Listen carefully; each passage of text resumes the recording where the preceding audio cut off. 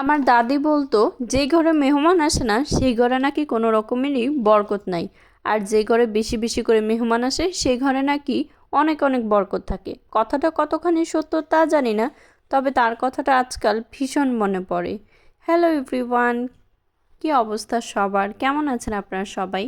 আমি তো অনেক ভালো আছি, তবে কাজের মধ্যে আছি। অনেক সকালবেলা ঘুম থেকে উঠেছি, আর বেলা দেখে তো মনে হচ্ছে বেলা না হলেও 12টা বাজে, কিন্তু তখন বেলা মাত্র 8টা বাজে। মানে আমি অলমোস্ট 8টার মধ্যে আমার জামা কাপড় ধোয়াধুয়ি সব শেষ করেছি এবং ঘরের অন্যান্য অনেক কাজই শেষ করেছি। এখন বলতে পারেন তাহলে কাপড় চোপড় এরকম শুকনা কেন? আসলে আমি গতকাল বিকেলে যে জামা কাপড়গুলো ধুয়েছিলাম এবং ছাদে দিয়েছিলাম সেগুলো আর ঘরে নিয়ে নেই। অনেকেই বলে রাত করে নাকি জামা কাপড় বাইরে রাখতে হয় না, কিন্তু আসলে এত জামা কাপড় হয়ে গেছে, আর আমার যেহেতু বেলকনি নাই, ঘরে নিয়ে এতগুলো জামা কাপড় রাখার মতো জায়গা নেই, সেজন্য আমি ছাদেই রেখে দিয়েছিলাম। আর সকালবেলা উঠে বাকি পর্দাগুলো ছিল, আরও কিছু জামাকাপড় ছিল, সেই সমস্ত কিছু ধুয়ে ফেলেছি। আর শুকনো জামাকাপড়গুলো ঘরে নিয়ে গিয়েছে, এখন ভিজাগুলো সব নেড়ে দিচ্ছি। এত পরিমাণে রোদ উঠেছে, মনেই হচ্ছে না যে এটা শীতকাল, মনে হচ্ছিল যেন এটা হয়তো চৈত্র মাস। কিন্তু সকালবেলাটা কিন্তু বেশ ভালোই লাগছিল, যদিও বা রোদের তাপ ছিল অনেক, তারপর একটা বাতাস ছিল। এই বাতাসটাই হয়তো বা গরমের দিনে আমরা মিস করি, আর এটার জন্যই হয়তো বা সেটা হয় গরমকাল আর এটা হচ্ছে ঠান্ডাকাল। এখন যদি বাতাসটাও না থাকে তাহলে আসলে বোঝার কোনো উপায় নাই যে এখন আসলে কী কাল চলছে।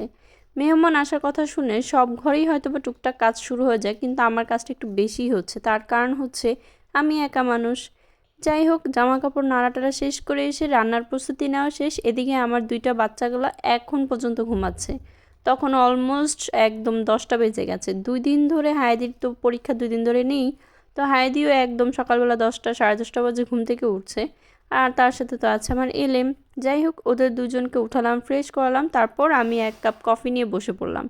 আমার এভাবে কফি বসে বসে খেতে অনেক ভালো লাগে, মানে একা একা খেতে আর কি ভীষণ ভালো লাগে। যাই হোক, এখানে অনেক কাজকর্ম শেষ করেছি, সেগুলো আর কোনো ক্লিপই নেই চলে আসলাম আবারও ছাদে।